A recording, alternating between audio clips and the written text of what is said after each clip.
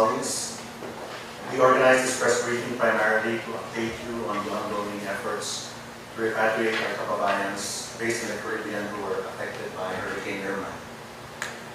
We are pleased to announce that Philippine Airlines Flight 8115, which was chartered by the Department of Foreign Affairs, is scheduled to arrive at the Ninoy Aquino International Airport Terminal 2 tonight at 9 o'clock, Philippine Standard Time.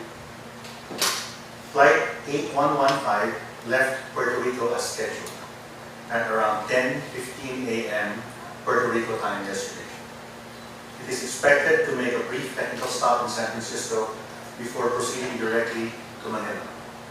132 of our kababayans from the British Virgin Islands, St. Martin, and Anguilla are on board this flight, as well as 4 of our colleagues from the Philippine Embassy in Washington, D.C., who were part of the Philippine government's rapid response team.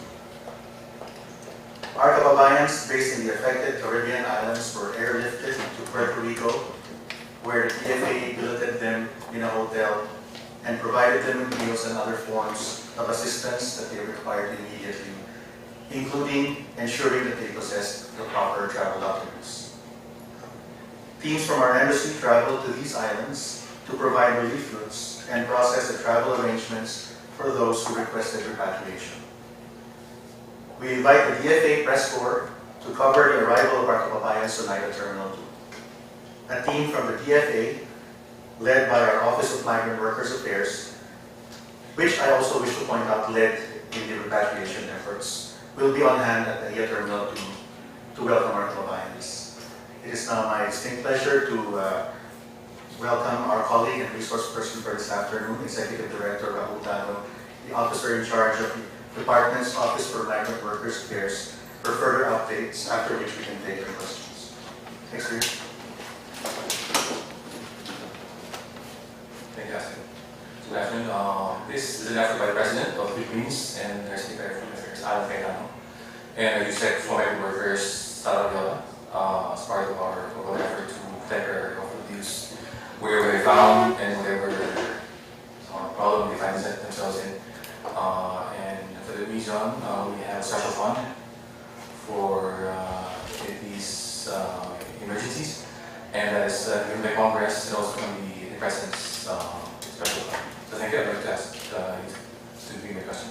Sir, first of all, do we have any Filipino casualty during the Irma stop in the Caribbean? No, there are no casualties. They're all safe. Thanks to the efforts of the Embassy in Washington, D.C. and the Embassy in The Hague, with the ambassadors and their teams helping the Filipinos evacuated.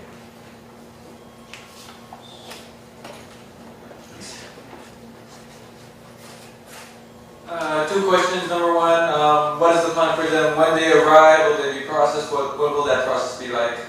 It's going to be a very quick parsing the airport with our teams from home, the Office of Migrant Workers Affairs of the DFA under Yusek Ayola. We have our teams here to meet them. We have other allied agencies to meet them on the aspect of reintegration and rehabilitation. Most of all, we will have to link them with their families here in the Philippines and to make sure that all their papers are okay, passports and documentation. And then there's the second Hurricane Maria that's also going around the same area. Is there also a contingency plan if it was to do similar damage or displace people as well? Yes, there are teams in DC right now. They just contacted us a couple hours ago. They said it's going to be a continuation of the plan. It's an ongoing thing, not only here but other parts of the world. It's going to be a way to get other Filipinos out of harm's way. But probably the number will be lesser after this main evacuation. Sir? Please. Oh, sorry, please. Thank you, sir. What is the health condition of 132 people? Are any of them get like injured, or are they totally? Yes, they're in excellent condition. There are no injuries. They have been given special considerations in boarding, for example. We have the senior citizens and the business class part of the airplane. We have the kids with their parents in their respective parts of the airplane. We have medics there on board as well to make sure that they're in perfect condition. Yeah, one more question. To request repatriation this time, do they have, are there any qualifications to request repatriation this time? Well, basically, the main qualification is for them to contact the embassy by whatever means. If they're Filipinos, they are repatriated even if the documents are not exactly complete. So we give them travel documents and other documentation to make sure that they have safe passages to the countries to which they pass.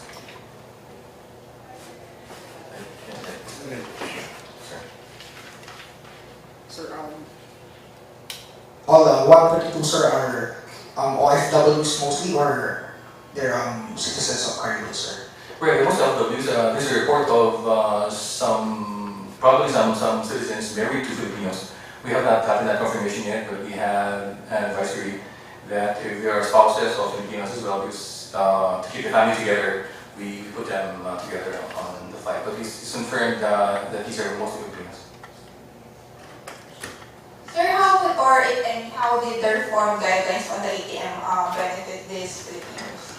Yes, we have the guidelines being changed now. It's under for signature by the president, by the office of the president itself soon. Nonetheless, we have had more leeway this time to give funds for evacuation, even if it's at the end of the year, right? Because we were told by the president that the funding will be, if necessary, increased to cover precisely these contingencies, even if the funds run low at this point. Did it already took effect, particularly with this repatriation? Not yet. However, this particular evacuation is covered by the old guidelines where they have still the special funds for contingencies. So we just use this provision, and then with the condition that later on, if more funds are necessary, then we have expanded guidelines to absorb or to get more funds into our operations.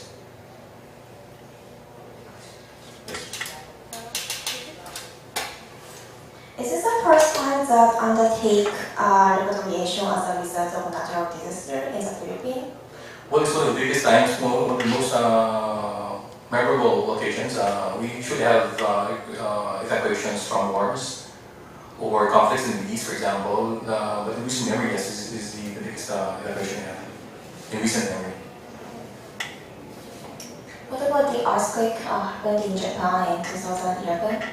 That was also part of the evacuation. I was not there, and to be honest, I cannot probably answer the question very well. I can get more information about that. But in recent years, yes, it's the biggest evacuation I have, as opposed to, for example, the Arab Spring in 2012, where we had evacuation from the East mostly.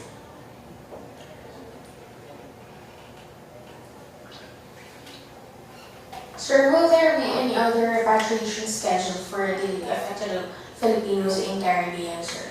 Or this is what batch is this, sir? Well, this is the main body, I would say, the main batch. But we're prepared for Hurricane Maria. I think it's hitting some parts of the Caribbean already.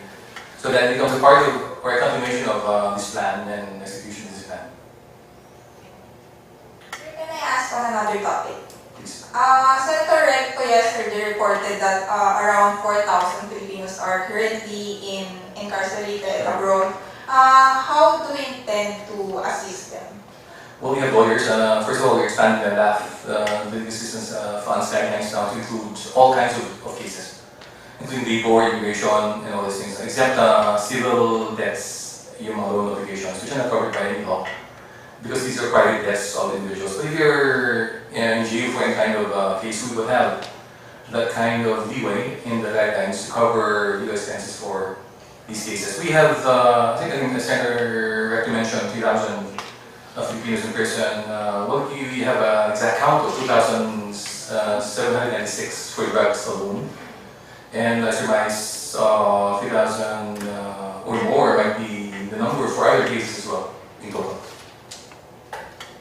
And we have lawyers, we have retainers in many countries to precisely guard over these cases on a day-to-day basis. And whenever there's a call for any kind of legal assistance, we have a quick response to the embassies and the posts for them to hire lawyers immediately and for us to send the funds in a couple of days, few days.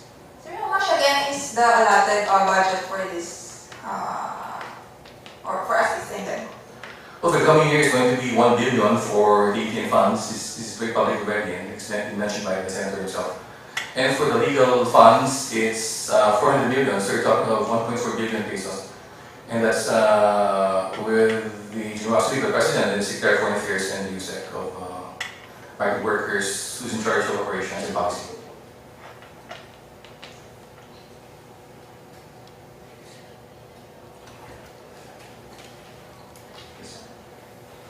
So again, what kind of supports are going to be offered for 132 people in the Philippines? Well, first of all, when we come here, we're going to make sure that they have the proper documents, if they need more passports or new passports, and to link them with the families here in the Philippines, and to give them possibly psychological counseling or trauma counseling for the experience. We have doctors as well. We have memorandum of agreement with the Department of Health, for example, that they can get medical attention from the government as well, or even private doctors, and to make it a total package of them having some kind of adjustment, the proper adjustment that they can have when they get back to the Philippines. Other agencies are also looking at the integration program where they have get some kind of economic support or in terms of looking for jobs. But that would be beyond the mandate of our department, but we have what we call the one country team approach, whereas the DFA is the lead agency for public concerns, we tap into the expertise and mandate of other agencies as well for things like integration, economic viability training, and things like that.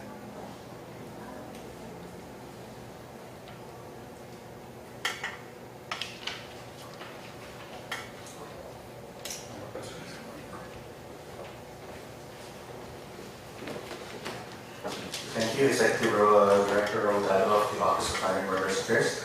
Do you have any other questions before we end the press briefing? Yeah, yes. Sorry. Update on the UN General Assembly. Okay, well, the Secretary is there in New York right now with the delegation from the Philippines. He is leading the Philippine delegation to the 72nd United Nations General Assembly.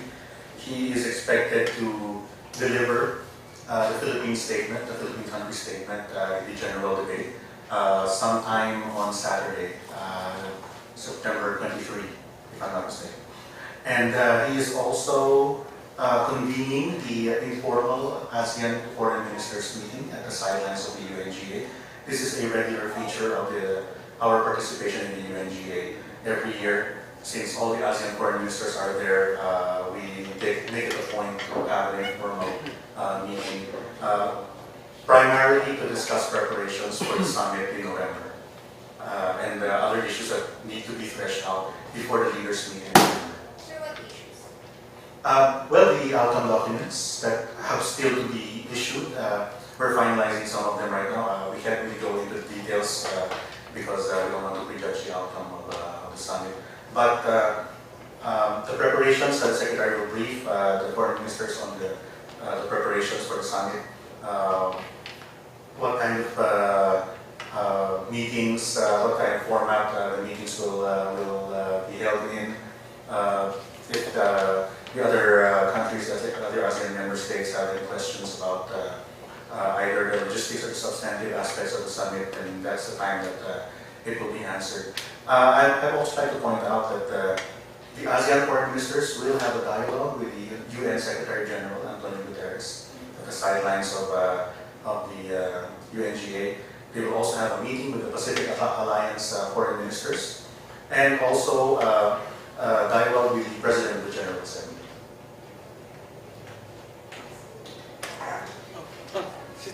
Sir, on the Rohingya, what are the options does the Philippines or the ASEAN have in addressing it to Myanmar government? First and foremost, the Secretary in his capacity as chair is coordinating with all the other ASEAN foreign ministers on this matter, specifically with the Foreign Minister of Myanmar, because we would need them to request ASEAN for assistance. I've heard that ASEAN is ready to provide any assistance that Myanmar may officially request from ASEAN. So that is what we are looking at right now. Sir, how can you describe increasing pressure on Myanmar government regarding the issue? Because recently the the European Union issued a joint resolution calling on ASEAN to increase pressure on the Myanmar government to have human rights violations and. Well, as is the practice of ASEAN, we discuss the issue amongst ourselves. And specifically, we ask the government concerned, in this case, the government of Myanmar, if they actually need any assistance from ASEAN. Of course, ASEAN has several mechanisms in place to offer such assistance, to provide such assistance should the Myanmar government request it. But definitely during the informal ASEAN Foreign Ministers meeting, the Foreign Minister of Myanmar will update the ASEAN Foreign Ministers on the developments in the northern Rakhine State. Any other questions? Sorry. Since we were speaking about New York earlier, we wanted to know, Ms. Hanilet was, reporters have seen her in New York. Does she have what's her official role, and is she part of the delegation, or is this a personal visit or an official visit? What's she doing there, I guess? If I'm not mistaken, she was invited to several UN-related events, which are, of course, within the social causes that she champions. So she was invited in her capacity to those events. Not technically part of the Philippine delegation to the UN General Assembly General Debate, but in side meetings related to the UN General Assembly. Oh,